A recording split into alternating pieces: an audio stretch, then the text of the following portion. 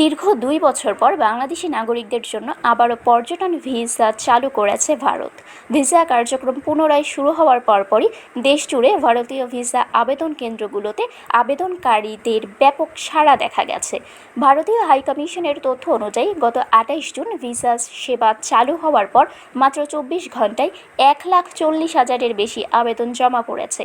এ অবস্থায় ভিসা আবেদনকারীদের ধৈর্য ও সহযোগিতার জন্য কৃতজ্ঞতা জানিয়েছে ঢাকার ভারতীয় হাইকমিশন। শুক্রবার প্রকাশিত এক বার্তায় হাইকমিশন জানায়, বিভিন্ন উদ্দেশ্যে ভারত ভ্রমণে আগ্রহীদের কাছ থেকে পাওয়া ব্যাপক সাড়ায় তারা উৎসাহিত। বার্তায় বলা হয়, ভিসা পরিষেবা আরও সম্প্রসারণ এবং আবেদন প্রক্রিয়াকে আরও সহজ, দ্রুত ও সুবিধাজনক করতে কাজ চলছে।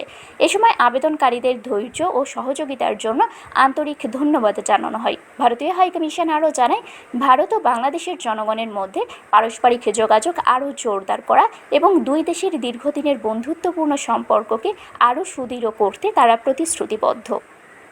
শারমিন শিমু, বরেন্দ্র টেলিভিশন।